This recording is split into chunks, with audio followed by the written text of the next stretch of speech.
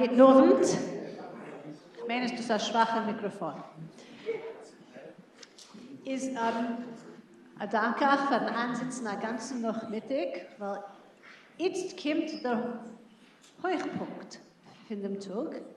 Ach, jetzt die andere Sache, muss man schon gehen. Wir wollen hören von den zwei Hauptredners, Professor Trעdανערס und Professor Dovydrowskis. Wir haben und mit dem will ich nehmen die Gelegenheit zu bedanken dem Komitee, was hat gearbeitet auf der Konferenz.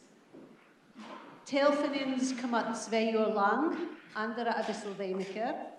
Aber die Menschen sind David Fischmann, Cyril Kuznets, Agi Legutko, Herschel Glaser, in der ersten Stadie ist Itze Gottesmann, in Hania Katana.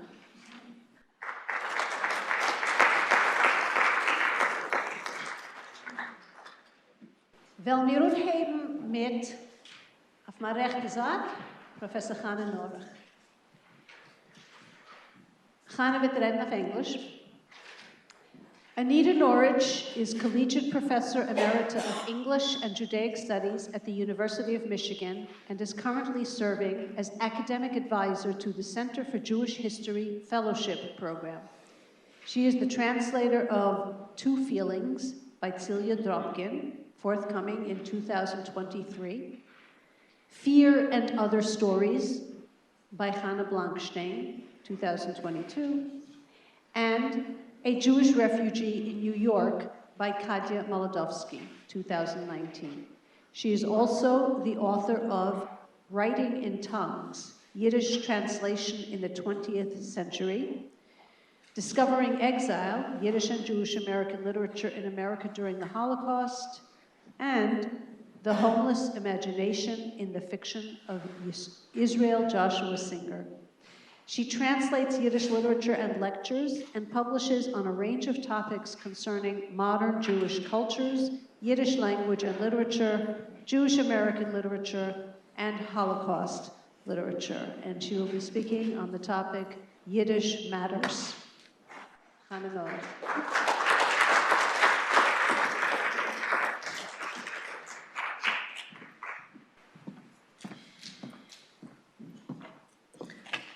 Schönen Dank. Sie kennen alle Herren. Does everybody hear me? Darf ich keiner so? Geht das so? Can you hear me? Okay. Es ist von mir ein größten Covid zu sein da und zu reden für Sahneinen. Yeah, well, I'm good.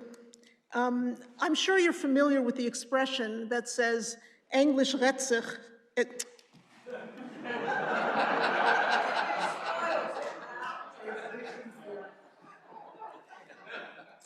Shalom Aleichem, es ist ein Vergnügen zu sein dort zwischen euch. I'm still sure you're familiar with the expression that says, English redt man, Yiddish redt sich. English is spoken, Yiddish speaks.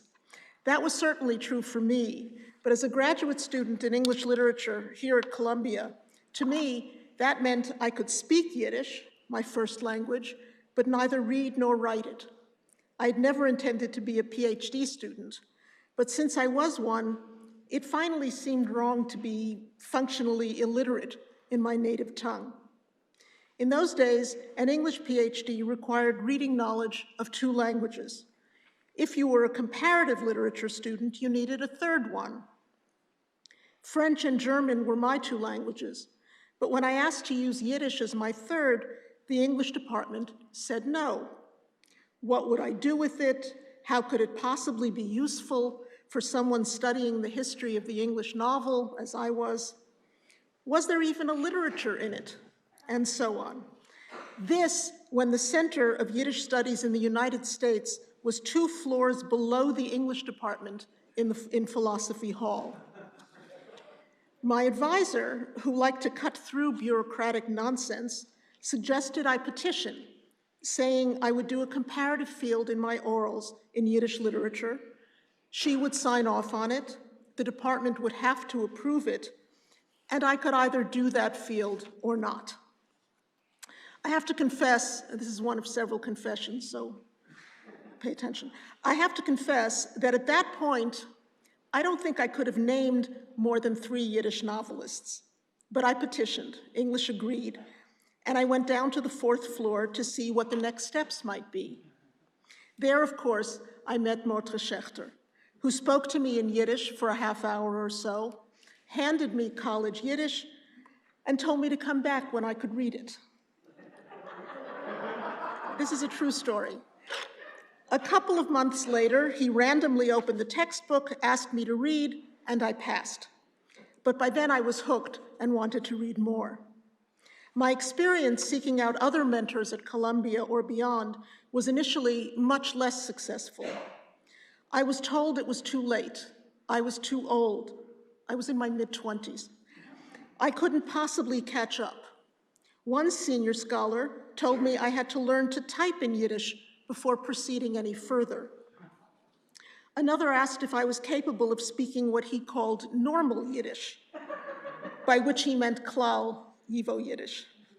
I was considered unqualified on the basis of what I came to think of as the exclusionary 3 Gs of Yiddish study: generation, gender, and geography. Because of my age, both too old to start and too young to have known pre-war European Jewry, because I was a woman who would not have had what was still being called a traditional education, and because of the places I had lived, Yiddish culture in its deepest sense was supposedly closed to me. Indeed, I had not been there or done that, and neither have most of us in this room who are now students and teachers of Yiddish. Wrong generation, wrong gender, wrong geography. Dr. Schaechter was the only person who never questioned whether it was possible to learn to read Yiddish literature, even to use my Lodz accent.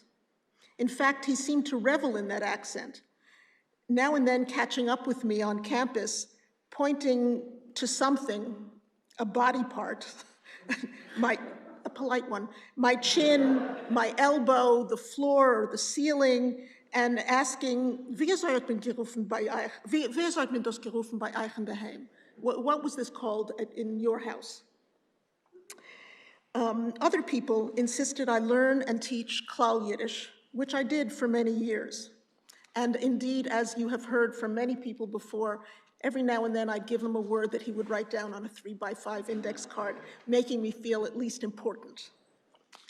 I doubt very much that my experience then would be repeated now, either at Columbia or most other places. Yiddish found a home here, even though it wasn't recognized more broadly for some time.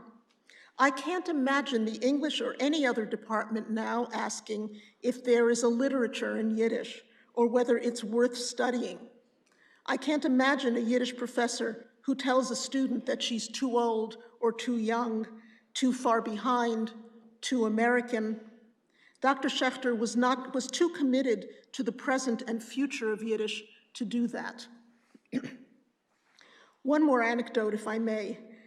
And you've heard this also from other people, so it must be true since so many of us can recall it.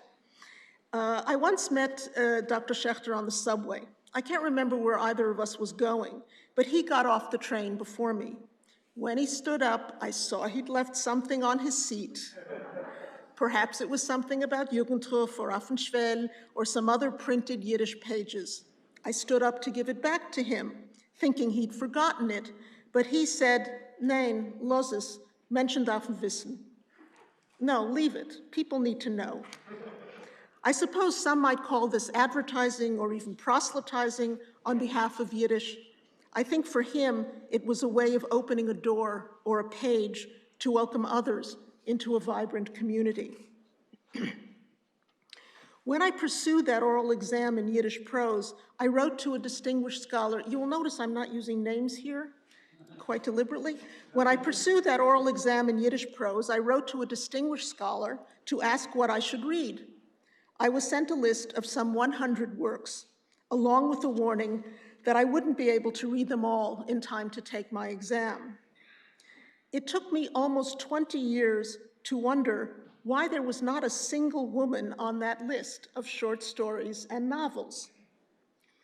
I've been told by younger colleagues that they too were given lists of male writers they had to know, but they fortunately didn't wait 20 years to wonder why. That's something that has definitely changed since I first entered the field, and it has certainly changed in my own work. More about that in a bit. I can't imagine any responsible teacher giving out such a list these days. Many other things have changed. Yiddish is still in the category of less commonly taught languages, but it is far from rare to find universities where it is taught. Judaic studies departments or programs traditionally had a Hebrew language requirement. Many, my own University of Michigan among them, now require a Jewish language in recognition of the importance of Yiddish and Ladino and other languages to the study of Jewish histories and cultures around the globe.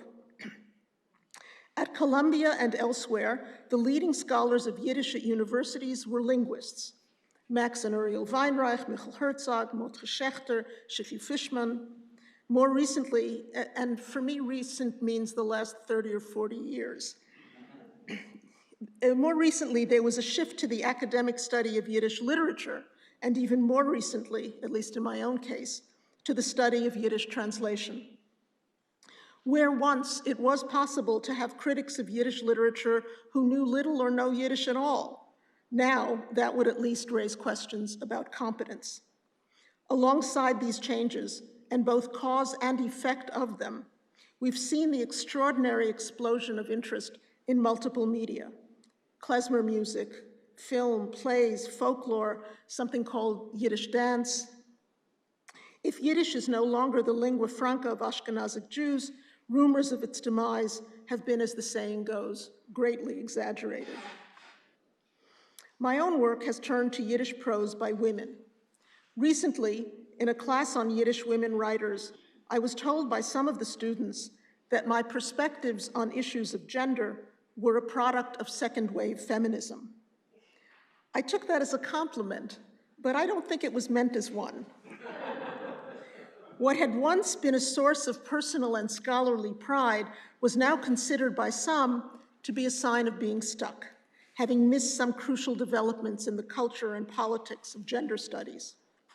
I was apparently still reveling in the heyday of deconstruction and multiculturalism and post-structuralism, and had not yet embraced post-everything else. I suppose this will be familiar to some of you and irksome to others. These students espoused the view of Yiddish as queer. They were, among other things, seeking to do away with gender at the level of grammar, at the level of articles and nouns. Why, I've been asked, as I'm sure many of you who teach have been asked, why continue to use the binaries of or the z, or use der, die, das? The question is serious, but unfortunately has sometimes been met with mockery, as if people were asking if der Tisch somehow lends the table patriarchal authority, or whether we should think of a chair as masculine or feminine. That, of course, is not at all what is being challenged. And it's worth remembering that decades ago, the now successful quest to normalize the use of Ms. instead of Miss or Mrs. was also controversial and often scorned. Languages change. The question of why we use gendered nouns is better answered by linguists and etymologists than by dismissiveness. Are we in fact heading toward linguistic neutrality? An issue of In Geweb, at least one Yiddish textbook, and an upcoming session at the Association for Jewish Studies Conference point to such a possibility. Another confession. I never distinguished between der, die, das at home.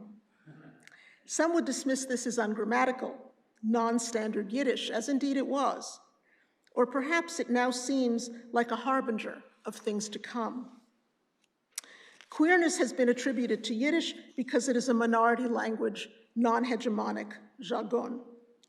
Some critics have seen in Yiddish a language of protests, Some have used it as an example of the refusal to accept binaries, Hebrew or Yiddish, mother tongue or patriarchal authority, a refusal to be bound by the logic of teleologies or even of genealogy.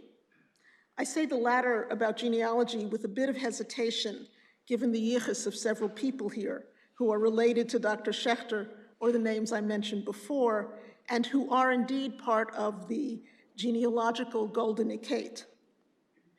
Still, the question of genealogy is particularly interesting. It was once the case that non-native Yiddish speakers teaching or writing about Yiddish were regarded with some suspicion.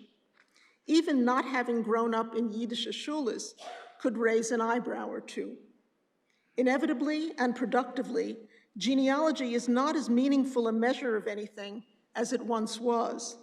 Yiddish, as the language spoken at home, is no longer a requisite for students or scholars. Indeed, how could it be? In addition to all this, there have been several other exciting changes in Yiddish studies of the past few decades. Among them are studies of Hasidic Yiddish dialects, literature, and journalism, the rediscovery and translation of archives and texts by Eastern European writers following the fall of the Iron Curtain, and the ever-growing recovery and translation of works by women. All of this has led to questions about the Yiddish canon and Yiddish literary history. It has also led to that project that is most often called recovery. One of the exciting things about Yiddish literary study is how it seems to renew itself constantly by disrupting all notions of a canon. As problematic as the ever-shifting notion of canon is in every literature, it is even more so in Yiddish.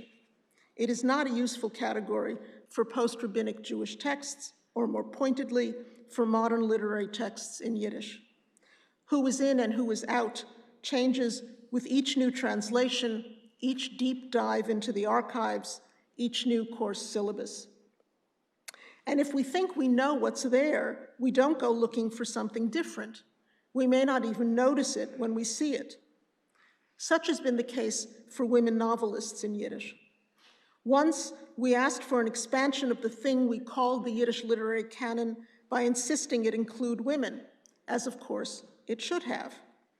But perhaps we can engage in literary study as a non-canonical quest, one that asks questions about the interplay between varied texts and various reading publics, one that asks us to explore the conditions of literary production and reception.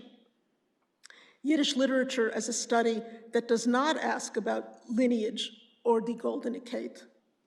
Similarly, can we finally do away with the concepts of high and low cultural forms, modernist poetry versus Schund, and also do away with the categories of center and periphery? Given how peripatetic Yiddish writers, readers, and journals have been, should we still be concerned about which city can claim centrality, or whether towns that were not Yiddish-speaking population centers were provincial? And many of us have been asking what it means to talk about die Klassiker. When I was an English student a few blocks south of here, we had to take an exam on a major writer, by which the department meant Chaucer, Shakespeare, or Milton. When I started studying Yiddish, these were replaced, of course, by Mendele, Sholem Aleichem, and Peretz. English departments have broadened their perspective about what's classical and major, and so have students and teachers of Yiddish. In ways I can only describe as confusing, the project I and many others are now engaged in, translating women's writing, has generated some peculiar controversy. First, let's set aside the by now tired question of whether translating Yiddish texts brings people closer to the language or makes the originals unnecessary, unread. In my experience, the more translation students read, the more they want access to the original. Translations of women in particular have been subject to the zero-sum game, or the counting game argument, that if you include women on a syllabus or reading list, you necessarily have to include some men, to which one can only answer, and so? Why should we be worried about that? Another of the criticisms has been that those of us committed to including women in our courses are following a practice that one self-proclaimed feminist, whom I also will not name, described as add women and stir. I'm puzzled by this critique, especially since just add X and stir is the most frequent charge brought against attempts to add new voices to old conversations.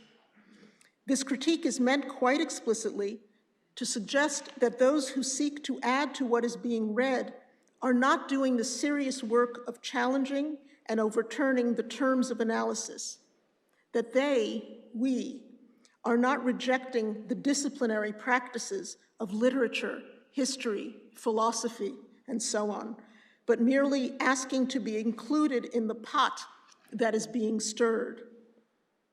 In other words, for these detractors, adding women is a kind of liberal enterprise that may make us feel righteous, but what is really needed is the breaking of the vessels, the rejection of the false gods of scholarship whose disciplinary practices we have inherited.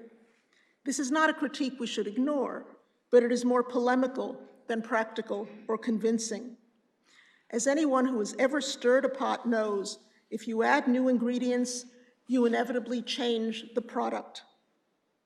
It should not be necessary, but it is still necessary, to say that what we get by translating women and adding women to the study of Yiddish literature is a different understanding of that literature and its development.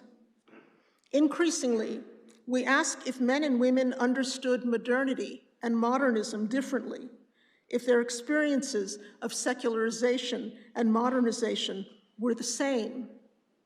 For too long, becoming modern Jews meant becoming modern men. And for too long, the belief that women who wrote Yiddish novels were exceptional or unique was not merely historically inaccurate. It points in disturbing ways to the gender politics that long dominated Jewish culture and Jewish cultural studies. The problematic dichotomy between Mamaloshen and Hebraic authority, Yiddish is feminized and Hebrew is patriarchal, has lost some of its force. The belief that those supposedly rare women who turned to novels wrote so-called domestic novels is another example of a critical canard. From the late 19th century on, women, like men, wrote about enlightenment, immigration, displacement, economics, politics, language, love, sexuality. They wrote domestic novels, if what we mean by domestic is the desire to find or rebuild a home in the face of revolution, war, economic challenges, and misogyny. And for too long, criticism of women's writing in Yiddish focused on their psychological states, on hysteria, mental illness, depression, rather than on their writing itself. And then there is the question of just how newer translations of Yiddish reflect on 19th and 20th century Jewish history and culture. In the decades following the mass immigration of Jews to the United States, and especially in the decades immediately following the Holocaust, translations into English tended to express a nostalgia for the Jewish past of Europe, a desire to be understood by assimilated Jews and non-Jews alike. Understandably, criticism of Eastern European Jewish life was not the agenda of the day. This often led to translations that elided the more radical critique of the Jewish community that characterizes much of Yiddish literature, and elided entire sections of literary works or refrained from translating those works. I've written about this at some length and won't belabor the point here, except to remind us of the stakes in erasing the curses Yankiv Gladstein heaps upon the enemies of the Jews in a Gute Nacht Welt. Chazerische Dutch, Ippish Dikilyach, Amolik Ganiv, piggish German, stinking Pole, thieving Amalek, and more are erased in some translations. Or we have the confusion in Bashevis's Yentl between the use of masculine pronouns in the Yiddish transition from Yentl to Anshel and the insistence on feminine pronouns in the English translation, as if to say that things haven't changed so radically. Or whether Anna Margolin's "Ich bin gewesen einmal a Jüngling" refers to a boy, a lad, or a youth of indeterminate time, place, and gender. The principle here can best be summed up as the Spastisht Vadegoyim school of translation. Some things seem inappropriate to say or do in the presence of non-Jews. It was one thing to be angry or radical or critical or to portray Jewish thieves, pimps, prostitutes, corrupt Hasidic rebbes in Yiddish. It seemed, given 20th century Jewish history, to be quite another thing to do so in English. In addition to this kind of self-censorship on the part of translators, there was until the 1980s rather too much attention devoted to explaining things for the English reader. Thus, tefillin became phylacteries, Rosh Hashanah became the New Year, Yom Kippur became the Day of Atonement, and Shabbos Tshuva became the Sabbath of return that falls between the New Year and the Day of Atonement. To include the Yiddish or Hebrew words was to foreignize the culture and risk alienating readers, or so it seemed. More recently, following trends in translation theory and rising ethnic consciousness, translators have been more likely to give the English reader a little credit, or to put it another way, to remind English readers of the Yiddish difference, to remind them that they are being asked to enter into and understand a culture that is not necessarily their own, and to take it on its terms rather than the reader's terms. Another frequently heard question about the project of translating women, especially novelists, is, are they any good? Are they interesting as literature or merely interesting historically? Is Esther Singer-Keitman as good a writer as her brothers? Do Anna Margolin's poems reveal a psychological imbalance, or are they great works of art? Should we read Chava Rosenfeld because of what she wrote about the Holocaust, or because her novels are modernist in the best sense of the word? The question of merit is always gendered and always contested. I'm reminded here of two writers from an earlier era and a different language. Sir Walter Scott once wrote, not a great Yiddish writer, Sir Walter Scott once wrote about Jane Austen, two radically different novelists. Scott wrote that Austen, quote, had a talent for describing ordinary life. The big bow-wow strain, I can do myself like any now going, but the exquisite touch which renders ordinary, commonplace things and characters interesting from the truth of the description and the sentiment is denied to me. Yiddish critics, it would seem, have traditionally preferred the big bow-wow strain. And in doing so, they've missed or ignored the literary and political force of much women's writing. Are the works by women we are finding and translating, are those works any good, is a curiously worded question. I can't imagine anyone asking if the 18th century English novel is any good, or merely interesting historically, or if Russian expressionist artists are any good, or if Yiddish literature by men is any good. We may ask it of a particular artist or work, but not of a category or group. Obviously, these are questions of personal taste and historical and political circumstances, and like the question of canon, the responses to them have never been immutable. Consider the authors who have gone in and out of critical favor or in and out of our classrooms. Shalom Aleichem was at various times considered too alt-Frankish to speak to a modern sensibility. Yud Lamed Peretz's harsh critiques of Jewish passivity and inertia were often erased from consideration. How familiar were people with Kaja Molodovsky or Celia Dropkin until they began to be translated? The examples are nearly endless. Let me end with a poem that returns us to the adage that Yiddish redt sich.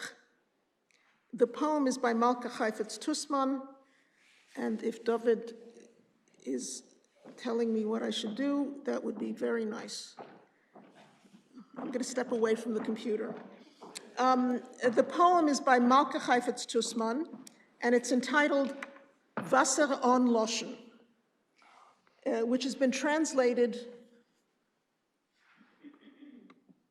that's not it, which has been, that's it,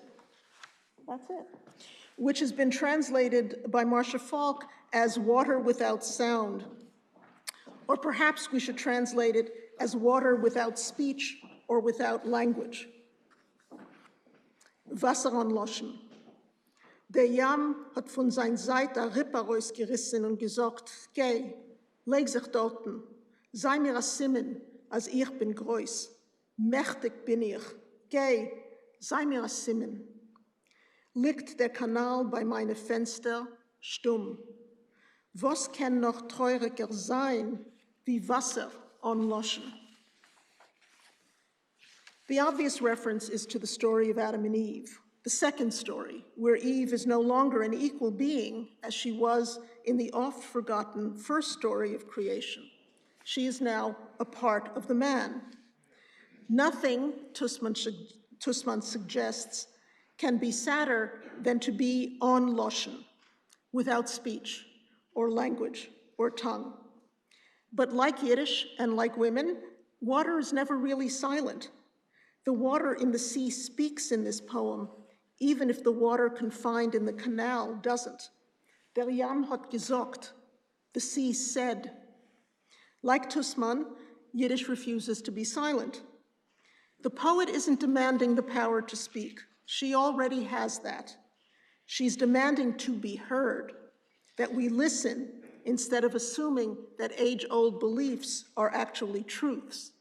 She's reminding us that if we hear nothing, it's because we're not paying attention. We can substitute the word Yiddish for my use of the word she here. Yiddish studies asks us to find and listen to what's really there instead of assuming that age-old beliefs are actually truths. It asks us to use our Loschen. I like to think that Dr. Schaechter would have approved. Kavod sein Ondenk.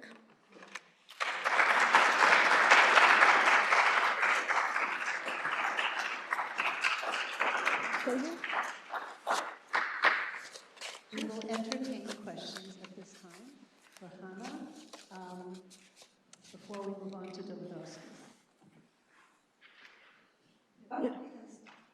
Heiכן, please, yes. Yeah. Right, the thing about gender in language, I mean, most languages have a gender system, don't they? You know, English Yes. is a bit of an exception there. Indeed. You know, and I mean, as a linguist, I find it very funny, you know, as all of a sudden we're going to get rid of gender. I mean, the English got rid of genders, I can't remember. You know, it just evolved, and we didn't have genders anymore. It's a big deal. You know, all these other languages have genders, so why don't we just put up? I don't know whether you're arguing with me or agreeing with me. I'm going to go with agreeing. Yes. I'm not arguing with you. Yes. Being polemical, you know. Go for it. That's what we're here for. Yeah, no, you're right. I mean, lots of languages have gender. English is not the only one, but certainly an exceptional one in that regard. And other language systems are facing the same kind of challenges now about this. And, you know, I leave this to the linguists. There are lots of really good linguists here, and I hope they will worry about this and not ask me to. Noch Fragen? Shella? What do you see as the interest of men in all these new women that are being discovered and all new translations, and does it matter? I mean, part of me feels like, why is it mostly women that are coming to, you know, to appreciate these women writers? Do you think we'll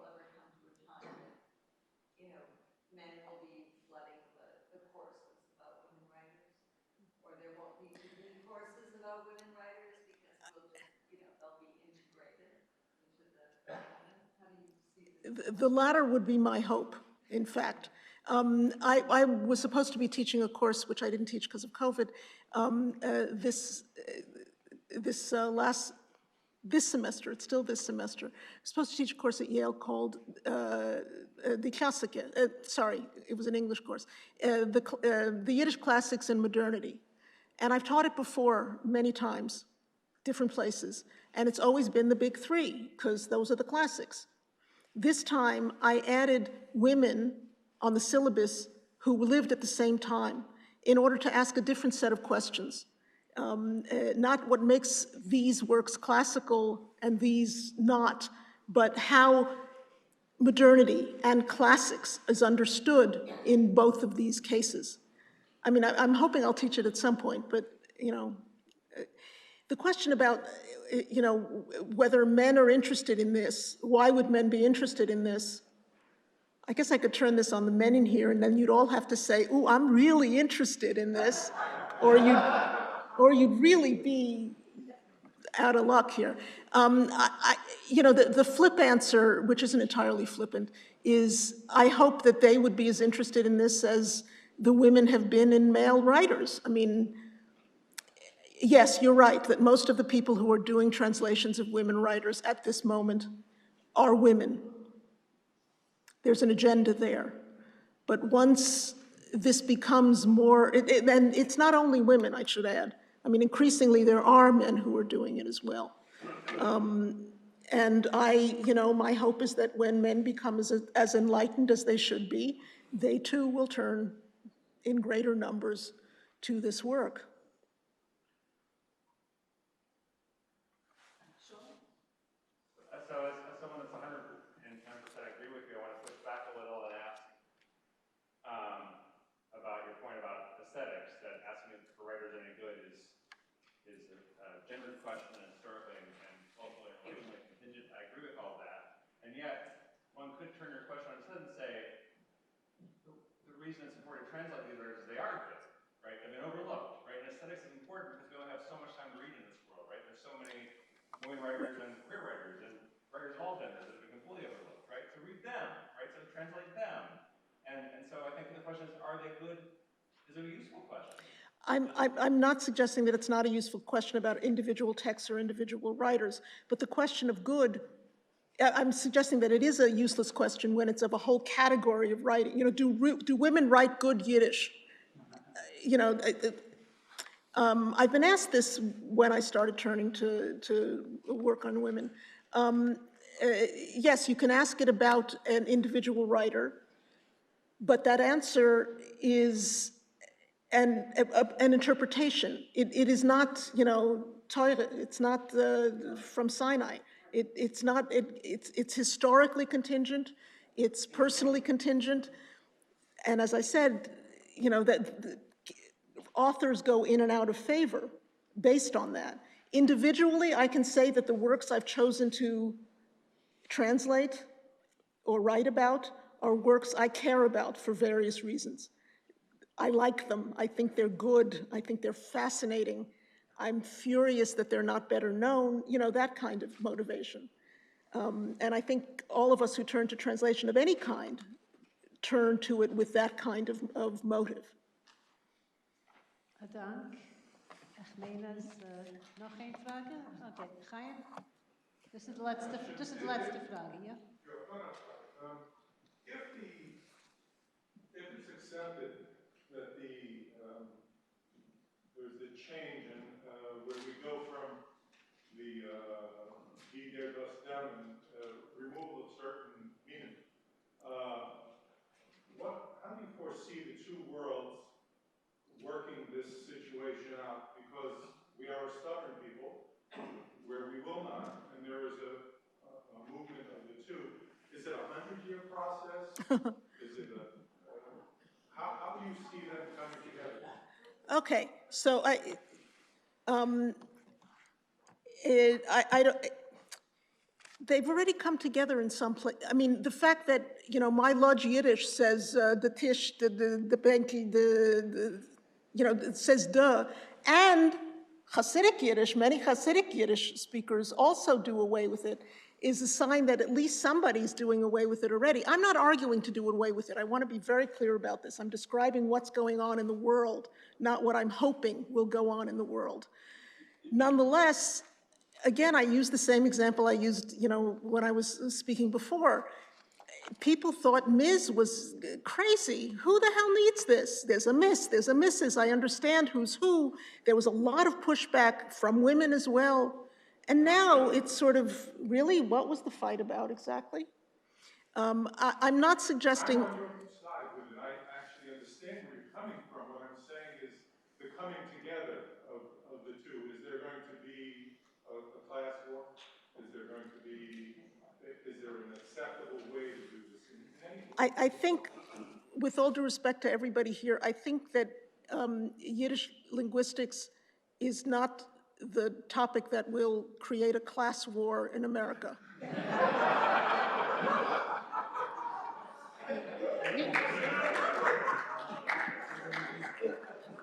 Come back tomorrow and you'll hear a lot more about this topic.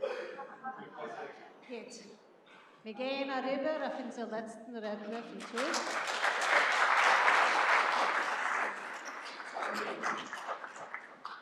David Hirsch-Roskis, ein Geborener in Montreal in 1948, ist der Mitgründer von der jiddischistischen Jugendbewegung Jugendruf. Hand ist emeritierter Professor für jiddische Literatur und Kultur auf dem Numen Saul und Evelyn Henkin im jiddischen theologischen Seminar. Wie euch bis 2019 der Gastprofessor für jiddische Studien auf dem Numen Nomi Praver Kadar in der Hebräischen Universität Jerusalem. In 2010 hat David ausgehüllt dem Online-Journal wegen Jiddisch in Geweb. Und in 2012 ist geworden ein Mitglied in der Amerikaner Akademie von Humanistik und Wissenschaft. Den Frühling wird David offiziell lancieren sein virtuellen Archiv All Things Yiddish. Wie sie befinden sich hunderte Dokumenten, Notizen und Texten zu Hilfe dem Jiddischlehrer und Jiddischliebhaber. Der Archiv ist schon offen für alle und der Link befindet sich hinter Sandnummern auf dem Blättel, was wir haben auch kurz voneinander geteilt. archive.yiddish.nu. Ich gebe auch David Roskis.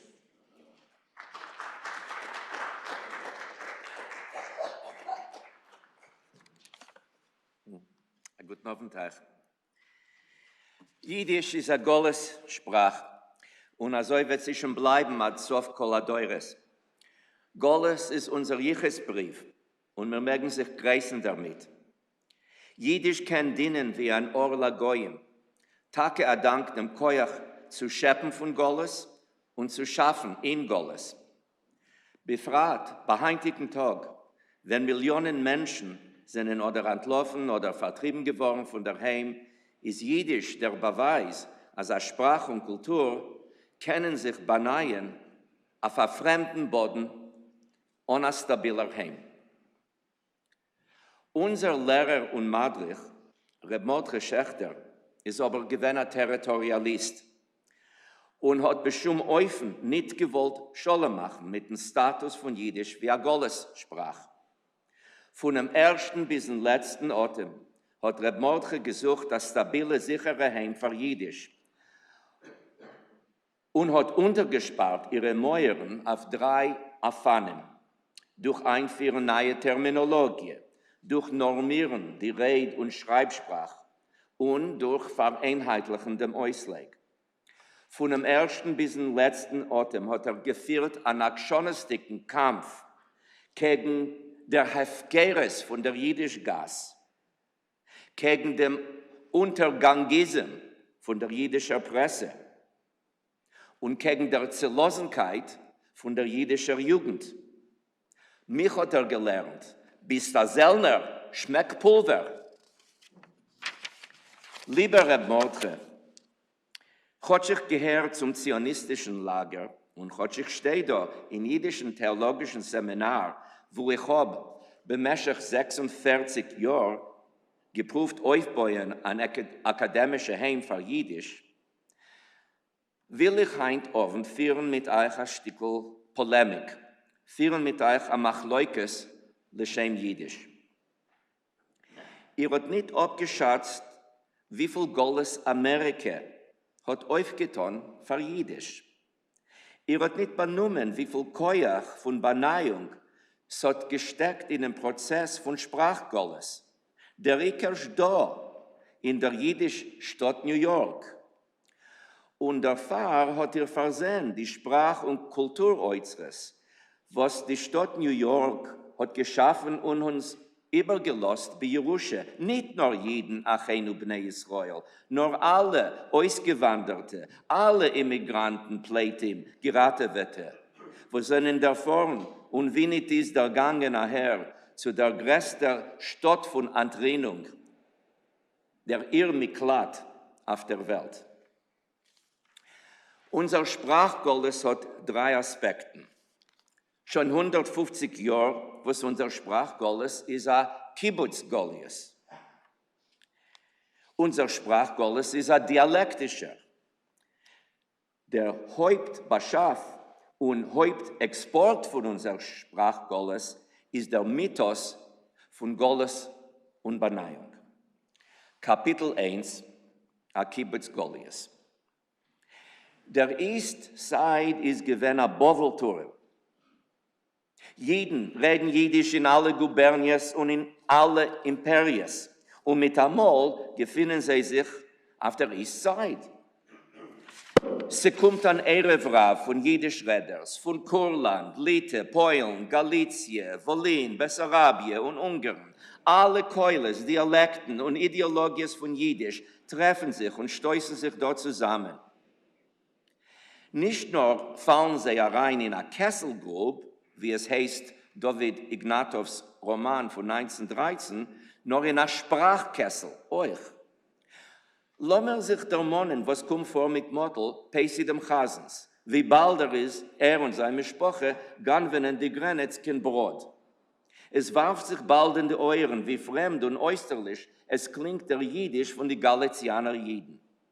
Wer redt noch, wenn die Mischproche der Fort in Amerika, wo ein zerkaljetscheter Englisch vertritt Slawisch wie der dritte Komponent von der Sprache.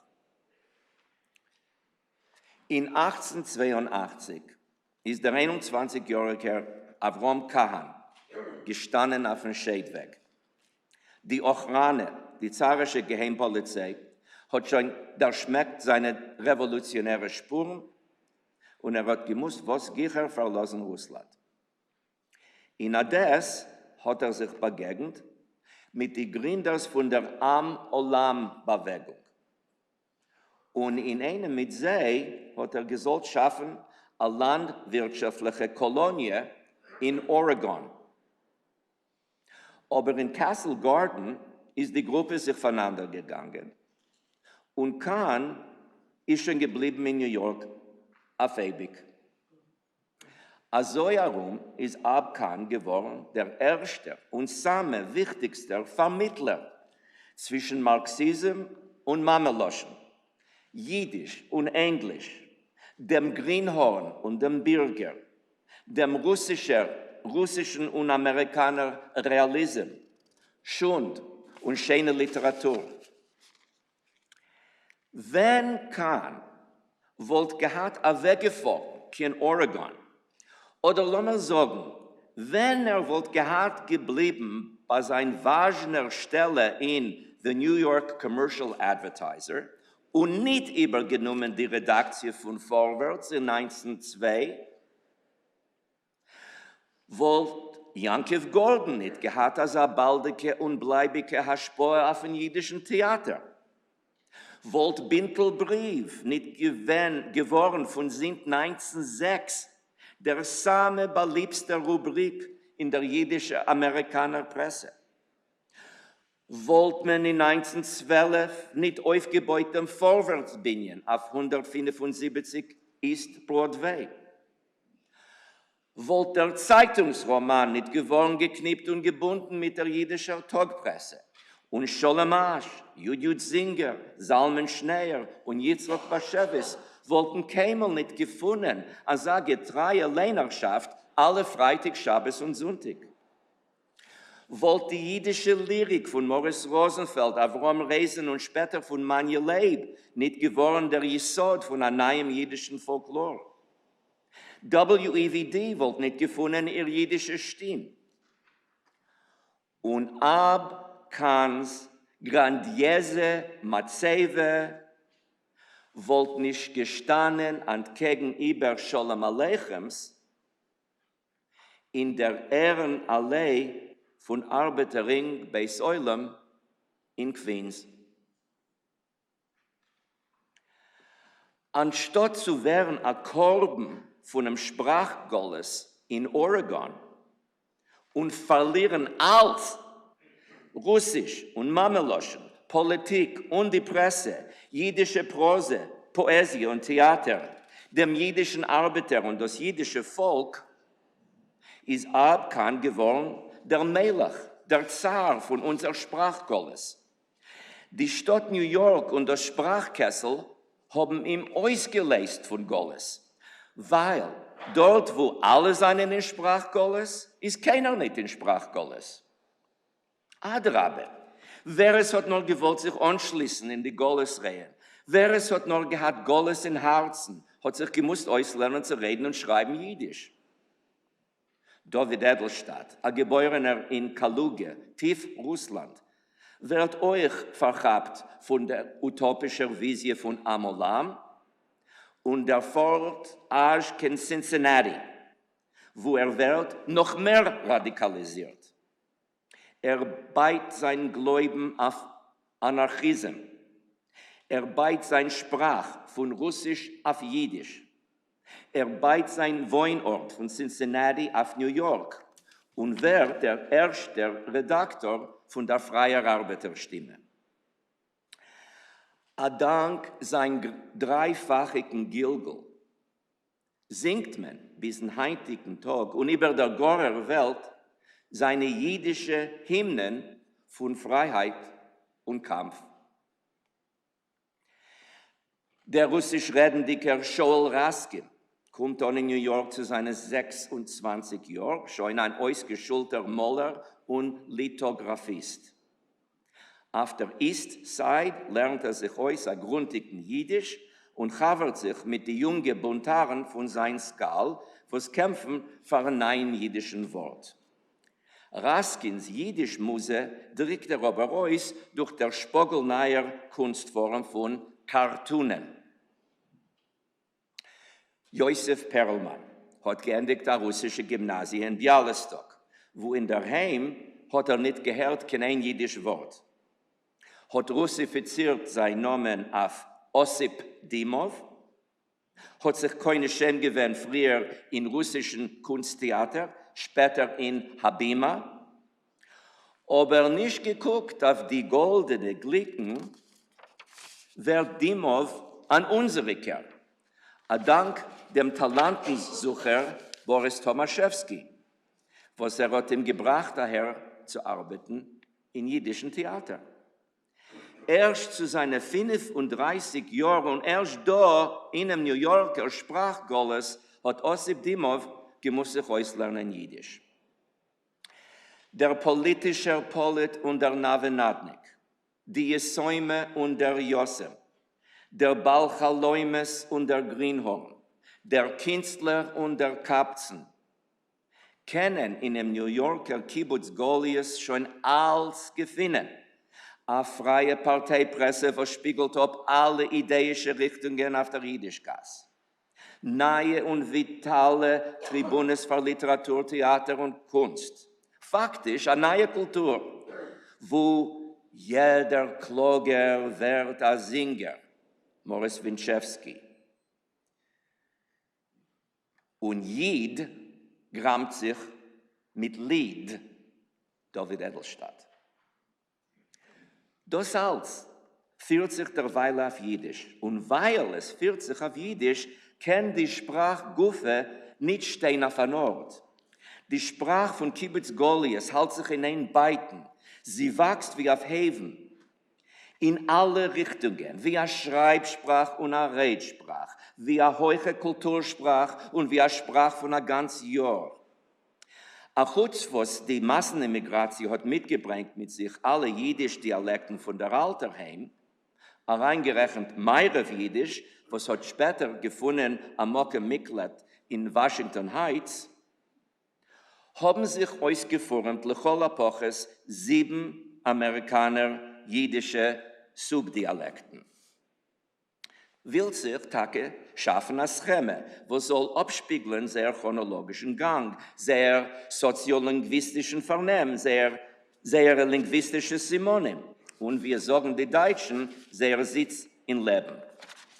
Is otis also mein Proof, was lehnt sich diachronisch, synchronisch, das heißt vertikal, horizontal. In ersten Slupik von oben herab stelle ich euch die 7 Dialekten in alle 4 chronologischen Seder. Weil Deutschmärisch ist der älteste von den Dialekten, steht oben an. Heimisch, Charedisch ist der jüngste, kommt zuletzt. Aber nicht alle wissen, was sonst ist Potato-Jiddisch. Farana jesh oimrim, als Abkan hat geschaffen dem Neologism. Was das ist Teitsch, der hybridische Gemisch von Jiddisch und Amerikaner-Englisch. Alle Neues sind vorwärts, hat man gedruckt auf dem Dialekt. Kläumerst getreu die Redsprach von der Jiddisch-Gasse in Amerika. Dank die Ansche Slonim und Ansche Rumänien, Chevre, Poelei Zedek, Ansche Gluboker, Bronzeville und das Gleiche, haben die Massenimmigranten gehabt, wo sich herabzureden von Herzen, wo sich zu quicken mit der Gleichwertel und wo der slawische Komponent hat mehr verhalts der Mond in der Alterheim. Dank die Landsmannschaft Branches von Arbeiterring, von Jüdischen Arbeiterverband und später von internationalen Arbeiterorden hat man gekannt Herren ein heimisch-jiddisch Wort. Aber wie bald der Meeting hat sich angehalten, ist die offizielle Sprache rüber auf ein Heuchengang, voll mit neuen Terminen, Member, Society, Komitee, Konstitutie, Teutenbenefit, Ladies Auxiliary. Und das alles wird verschönert und verbessert auf Deutschmärisch. Kommen zu gehen die symbolistischen Poeten und stellen sich kategorisch entgegen. Sie schaffen einen künstlichen und künstlerischen Dialekt, was ist cooloi, melodisch und still, was soll existieren mechutz von Zeit und Räum. Stille, red nicht heich, appelliert Manjeley zu seinen Kollegen Poeten in 1914 im 3. Band Schriften und widmet das Lied sein Lehrer und Madrich Sicher Landoin. Steht gebeugen, schwarz und blech, Eingebeugene in Pein, schweigt und halt dem Atem ein. Der Pschat ist Pazifism und Resignatie. Der Drasch ist der Vermest von die E-Vokalen mit die I-Vokalen. Chotsch etlicher Jiddisch-Lehner auf der Eastside weist, als Hey Levik hat sich geraten wird von zarischer Katorge, ist der Poet äußern mit ein vieltrafigen Gramm und a Schlal Überchaserungen am Mechune Anaphora zu schaffen davon eine rein legendarische Landschaft. Geht weit, liegt das Land, das Verbotene, silbrig blowen die Berg, noch von keinem Batrottene. Geht tief in der Erde eingeknotene, warten Eitzres auf uns, warten Eitzres Verschottene. Und der Dialekt, wo Musik steht hecher voraus, wo a viele Goles Sibir wird mit Gulgul in a Wundermeise, ruf ich an Vogelsprach. Beis Vogelsprach ist der Ausdruck von Bänkschaft und Ästhetik, ist Badchonisch die Gegensprach von Gelächter und Satire. Die Zielbrett ist nicht die jiddische Sprache, Cholile, nur das jiddische Gollesleben in Amerika. Das wahre tagtägliche Leben ist so mies und vergräbt, als es bängt sich aus nach der alter Heim. Chotschmen ist von ihr entlaufen und bemeile ist das eine Welt, was ist nicht stommer. Der Dialekt spielt sich mit allen Dialekten und Sprachen auf einmal. Und durch dem hebt heraus die schreiige Stires von dem Amerikaner Golles. Ruf ich dem Dialekt Badchonisch, weil es rät sich gewöhnlich in gegrammte Coupletten. Schreibt man auf dem Dialekt auf East Broadway. Der Ikar steht in die Spalten von größten Kundes. Die humoristische Wochenblatt, was der Tunkeler Sholem Aleichems Jäurisch hat etabliert in 1909. Und singt man auf ihm in jiddischen Volkstheater. Früher auf der Bowery, später auf Second Avenue. Seine Hauptmuse seien Moshe Leib Halpern und Aaron Lebedev. Le Covid, Rosh Hashanah 1911, spielt Halpern die Rolle von einer Gassenpoiker, a Hefkerjung, ohne Heint und ohne Morgen. Stiller, sagst du. Ot geht über die Gassen und klappt auf a Poik. Hefker durch der Fremd, hab ich nicht kein Rock, kein Hemd, hab ich nicht kein Weib, kein Kind, poik ich, als die Poik soll platzen, und ich ginge in die Tatzen, und ich dreh sich rundherum, Gin, bum, bum, bum, Gin, bum. Heimweh, sagst du. Halperns Symbol von Golles ist die goldene Pave, wo sie ist die Bänkschaft noch ein Teut, was wird auslesen dem Immigrant von seinen Leiden, der hungrige Vogel, was kommt zu fliehen von jener Seite und will ausnarren das Stückele Käse bei eingebürgerten Mäus. Kommt zu gehen ein Vogel mit der Kohle unter dem Fliegel und fragt, für was ich halt die Tiere auf den Riegel? Entferne ich ihm. Als fahren teuer, stehen Gaslonen auf der Leuer, was willen aushaben, das Stückele Käse, was ich halt behalten unter mein Gesäß. Bloß in Amerika gefindt sich ein Badchen, was grammt Käse mit Gesäß. Bei Lebedeven seien die Stires noch beuleter, weil der Schlüssel zum amerikaner-jüdischen Theaterlied ist Schmalz gemischt mit Satire. Die Rumäner trinken Wein und essen Mammelige, das ist der Tanzes von der alter Heim. Aber wer es kischt sein eigen Weibach, jener ist Mischige. Anstatt zu gehen in Schule und fasten den ganzen Tag, ist Bilcher zu gehen in Theater und Herren Lebedeven singen. Fahr nille, noch nille, a Bucher, a Psylle, darf jeder sein, a Stickel Mensch, ach, tschak, tschak, tschak, tschak. Oder in einer Skizze wird Lebedev lernen dem Eulen, schon miteinander Temp und Melodie im Ganzen. A Jiddisch Mädel, darf a jiddischen Boy, sie ist gut und edel, und es darf sein azoi. Noch ein Theater geht man in Café Royal, wo die Schreiber, Journalisten und Künstler gruppieren sich in verschiedene Tischen und reden New Yorkisch. Allein weltlich loschen, voll mit Internationalismen. Wie a Schreibsprach gefindt man sie, nun lassen wir sagen, in sicher Landois Lieder und Monolog, in Anna Margolins Poesie und Prose. Und von sind sehr Manifest von 1920 wird New Yorkisch der offizielle Dialekt von den Insichisten. Also heißt euch Lamed Shapiros wunderliche Novelle. Was heißt schreiben Jiddischlach, fragt Max Weinreich in die jiddische Sprache in Juli, August 1942. Und bringt Mendeles Übersetzung von Leon Pinskers Autoemanzipatie wie der Schulchan Aruch. Ein jiddischer, publizistischer Text, passend Weinreich, darf zukommen neuend zu der Redsprache von einem Besmedrisch intelligent.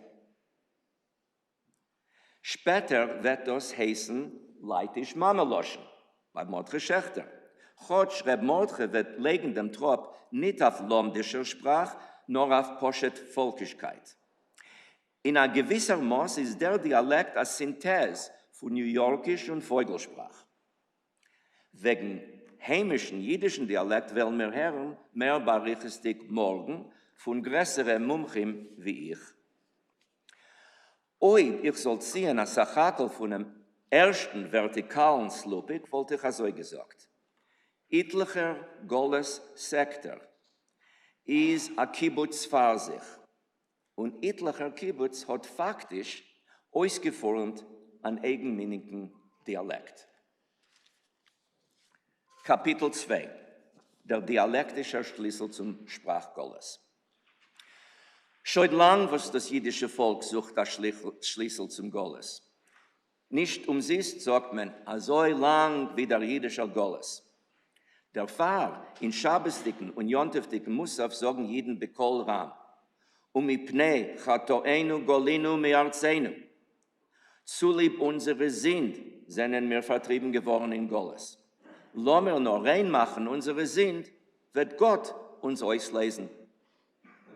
Srov Amerikaner Jiden haben aber beschlossen, als der Schlüssel zum Goles ist Amerikaner Bürgerschaft, rübergehen im Ganzen auf Englisch und bleiben mehr oder weniger getreu der jiddischen Religion.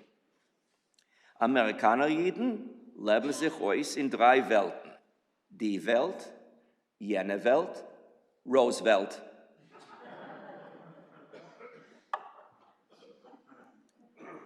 Zionism ist geworden für eine Sache jeden der dritte Schlüssel.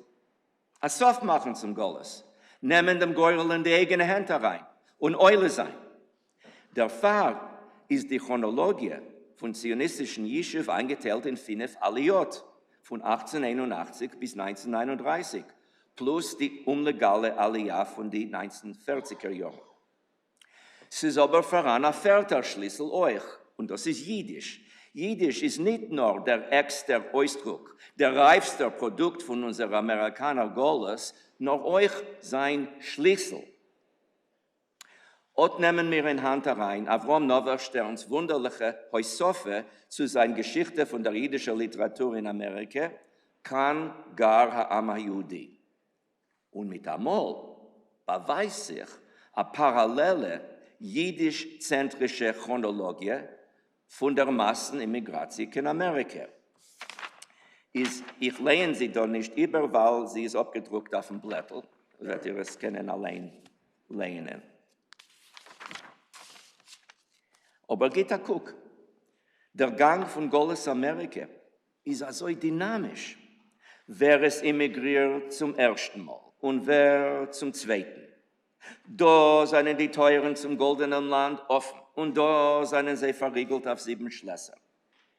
Mit jeder Aliyah kommen auch neue Keuches. Und die Keuches gewinnen da einen günstigen Boden aufzustellen neue Institutions.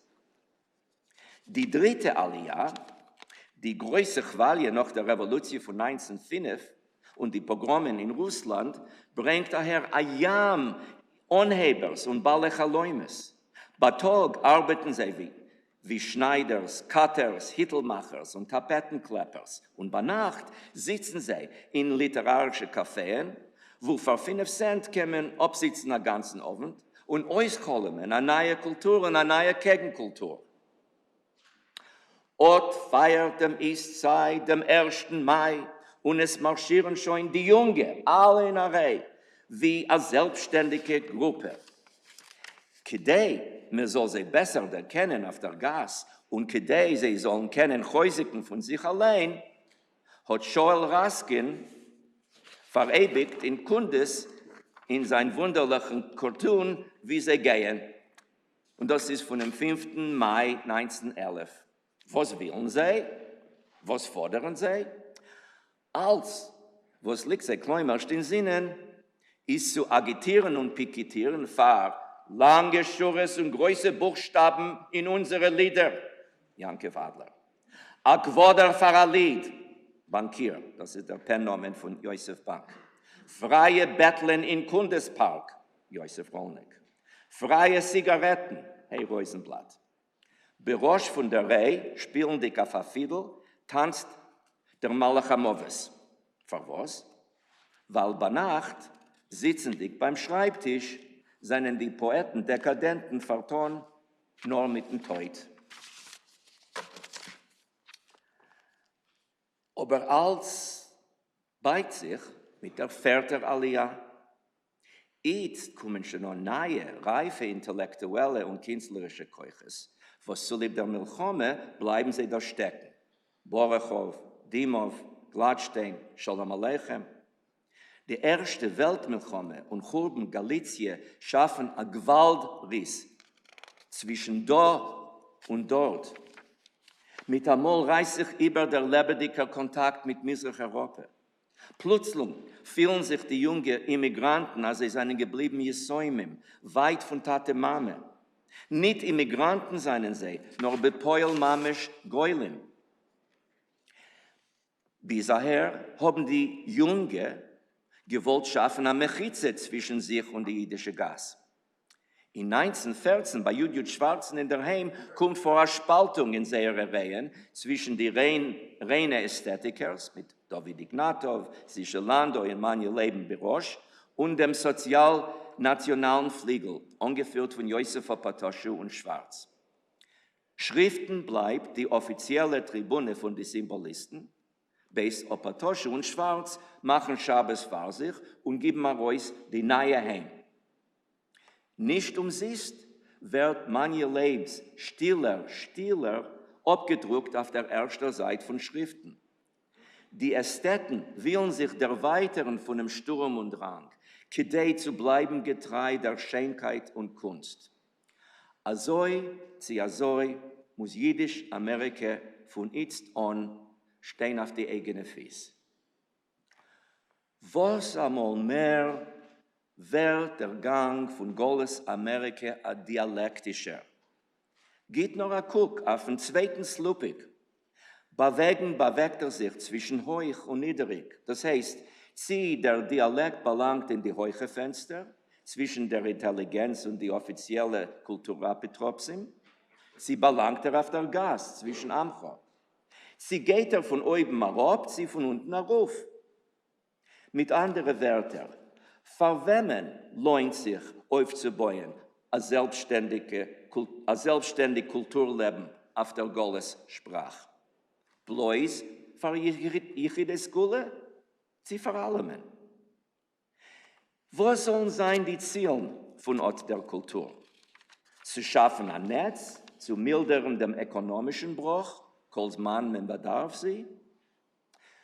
Zu schaffen ein Zeitvertreib, noch eine schwere Woche Arbeit. Sie zu schaffen ein Polysystem, für Kind und Kate, reich und arm, frumme und freie, wo soll decken alle Bedürfnisse. Soll sein ein Sprachgolles, aber man soll kennen sich ausleben in und durch Jiddisch. Shalom Aleichem von einer Seite, Abkan von der zweiten. Kapitel 3, der Mythos von Goles und Beneiung. Kedei zu reden in Namen von dem Klall ist nicht genug zu haben ein Pennomen. Anna Margolin, der Tunkeler, Moshe Nadir, Chaver Paver. Etlicher Künstler muss gewinnen dem eigenen Ich. Und kedei zu gewinnen dem eigenen Ich ist der beste Mittel, anzutun a Maske. Die Junge und Sehere Jorschim trugen timat alle Maskes. Der Poet von der Phlegmatik, Sische Landoi. Der jüdische Jesus, Heilewig. Der Schuster, Manje Leib. Der Tachschit, Moshe Leib. Der litwische Yankee, Aaron Lebedev. Und was größer der Künstler als verschiedener die Maskes. In 1914, wenn es kommen an die erste Idees wegen Churben Misrach Europa, wird sicher Landoi, der Mekoinen, was beweint unser Chorev Jiddisch Leben. Und später wird der Basinger von dem heiligen Baal Shem. Von dem Jüngling in die Portikos von Athen wird Anna Margolin sein Heipech, Marie. Von Jossel Loksch von Chelm, a größer Nebech und a Pantoffelmann, wird Jankev Gladstein Megulgel in der Braslaver zu sein Säufer, a kluger, frummer Jid, was ist voll mit Hispeiles vor Gottes Welt. Mythos und Wort. Jiddisch-Amerikaner Prosaikers schaffen neue Gestalten, wo sie verkörpern die meuredicke Stires von unserer Gottes-Existenz. Unten in sein Shop, wenn darf Balabate werden und sich beweisen für die Customers, redt Onkel Moses auf Englisch. Oben redt bloß Jiddisch mit die Kuzminer Landsleit, weil oben spielt die Rolle von Moshe Rabbeinu. Der Held von New Yorkisch macht den Monster, als heißt Manny, kedei zu imponieren die Mexikanerin, Jenny, was beit ihr Namen auf Dolores. Aber in der Heim hängt ein Bild von einem amerikaner-jüdischen Maler, Yitzchak Lichtenstein. Unser Herschel Bannet, der Antiheld von Yitzchak Bashevis' Saga, die Familie Muschkat, wird umkommen in einem mit den Jiden in Warschau. Aber in einer und derselben Zeit schreibt Bashevis an die kleine Schusterlach, wo der Posheter Patriarch Abe Schuster vereinigt sich mit seinen Kindern und Kindskindern in New Jersey. Die besten Lyrikers und Modernisten, die größten Buntaren und Kosmopoliten, die verscheidsten Kibitzers und Kabarettsingers wären die Trägers von jüdischen kollektiven Sikoren. Sie schaffen unser Mythos von Goles und Banayung. Dafke der Fahr, was unser Sprach Goles ist a Kibitz Golius. Dafke der Fahr, was etlicher Kibitz fuhrend euch an eigenem Dialekt. Dafke der Fahr, was der Gang von dem Goles ist a dialektischer, wird Goles Schafferischkeit sein Ikar Export. Das als wird beschaffen in Amerika. I für einen eigenen Banitz, I zu beglicken jeden auf jener Seite. Die jüdische Arbeiterbewegung mit ihren besten Hymnen, die freie Parteipresse, die realistische Melodrame mit Yankev Gordons Gott, Mensch und Teufel und Mirele Efros Birosh, der professionelle Theater mit eigenen Kompositoren, Lyriker, Noten und Disken, der Zeitungsroman, satirische Zeitungen und Journal, die moderne jüdische Lyrik, was tragt 1000 Maskes, der ganze Tanach, übersetzt auf ein kemat heintigen Jiddisch, kleine Journalachlach, gewidmet bloß dem Modernism, Jiskerbücher,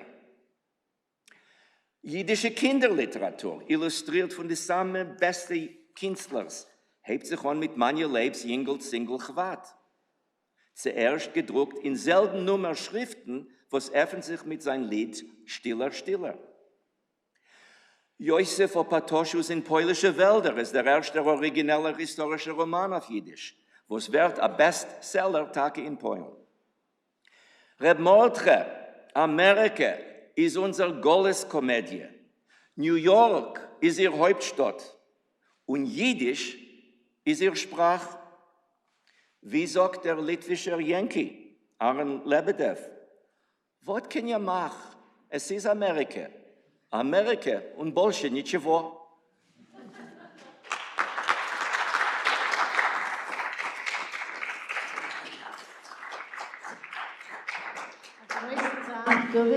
Da dachte sich, dass ich bin erst ehrlich gesessen, einen ganzen Semesterkurs in jüdischer Literatur. Wir haben gesagt, ein paar Minuten auf Frages, und dann noch wollen wir sich zu gehen auf Hand. Und wir werden sich wieder treffen, morgen in der Früh, 9 Säge, 8:30 Uhr Bibelgabe in Voraus, aber 9 Säge hängt sich unter der ersten Panel. Ist gut, Kasches verdammt. Dank. Morgen kommt es vor in Deutsches Haus, wo es dus ist 24 West hinter 16. Gas auf Amsterdam. Ja? Der Rangang ist auf Amsterdam. Es ist 2-3 Blocken, ne? Auf hinter 16. Gas. Ja.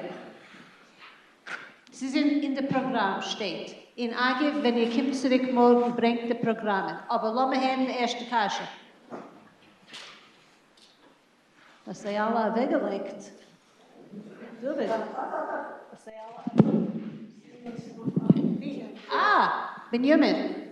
Das wunderliche Maschinerie, als rein, ich finde sein Ort, kurz von Mordkhe schon, ja, was meine Frage ist, wer in der jüdischen, amerikanischen Kultur und Literatur passt nicht rein in das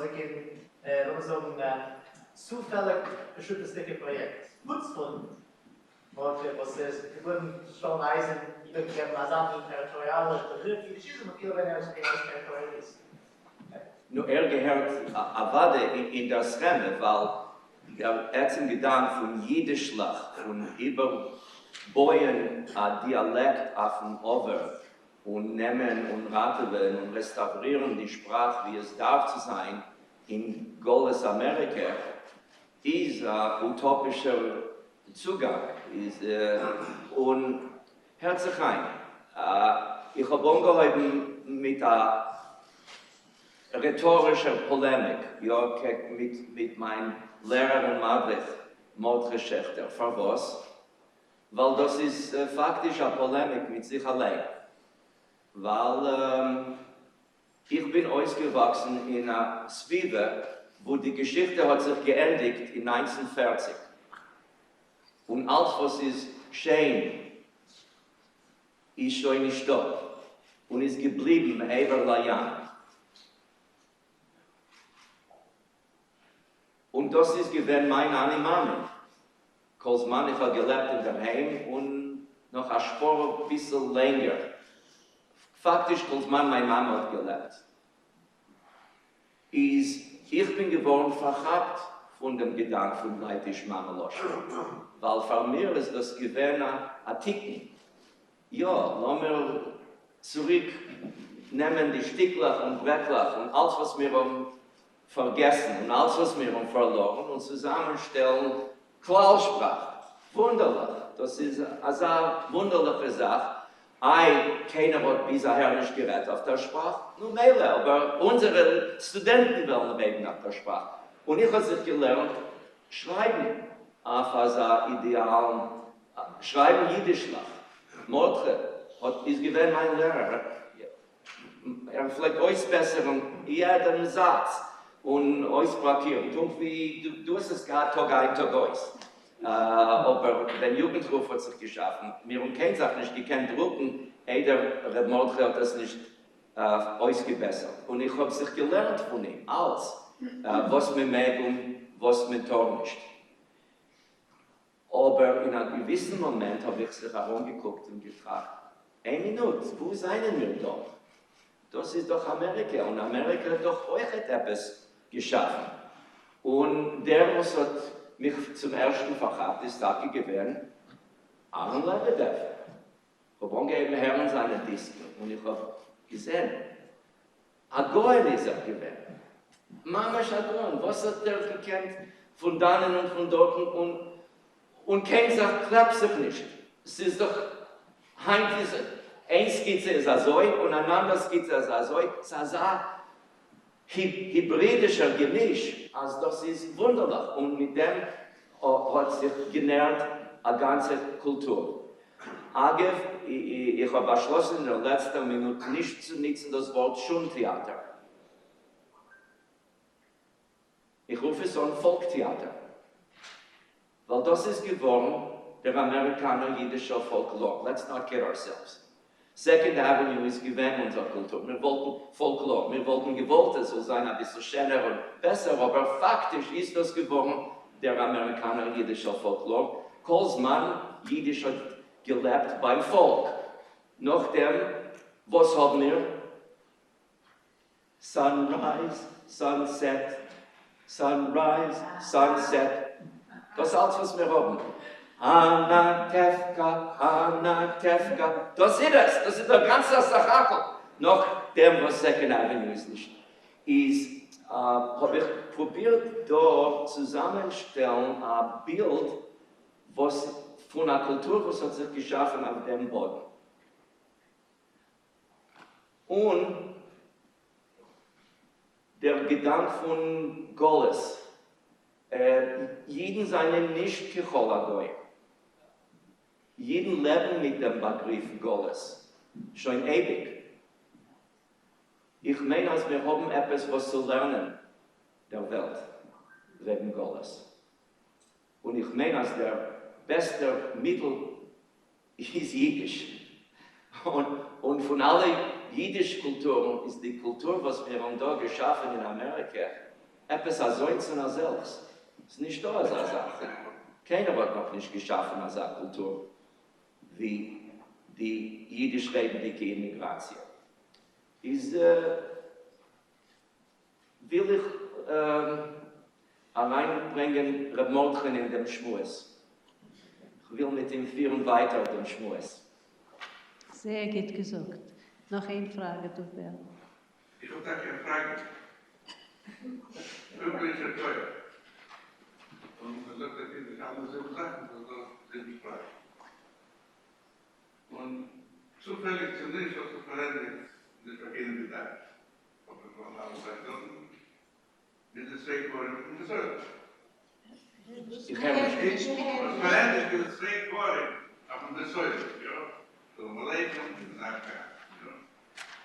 Das heißt, als das sehr schön beschrieben und geklebt, das muss richtig, muss man können zugeben, dass er andere Namen und andere Aspekte, aber die Struktur ist verwundert. Aber wo ist das Volk? Das ist die Frage. Wo ist das Volk? Die Kultur ist da, die Sprachen sind da, die Künstler sind da, die Poeten sind da. Aber wo ist das Volk? Und ich komme zu der letzten Sprache von dieser Sprache. Ja? Das ist, was Sie da fragen, das ist nicht deine Sprache. Die jüdische Gas und Presse, ja? Heinrich Karin. Was meinst du? Ist das da etwas Artikel?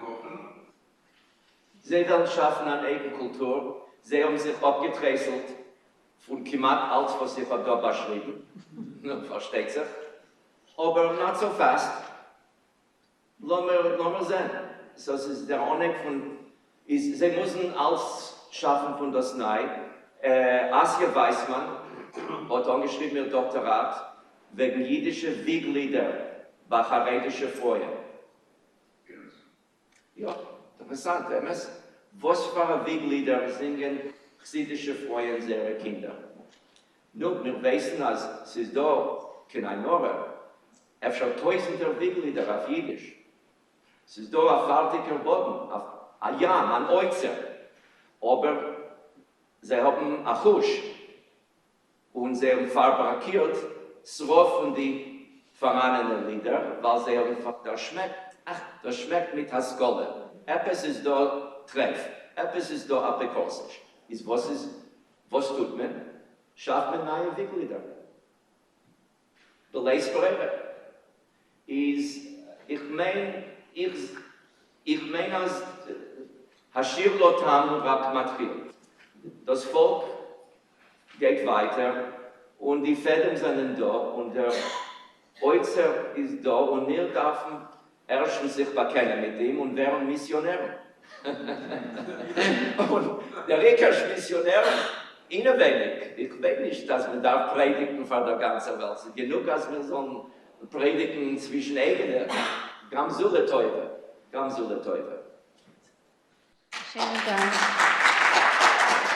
Seid ihr alle gesehen, mit sich seinen Frieden worden?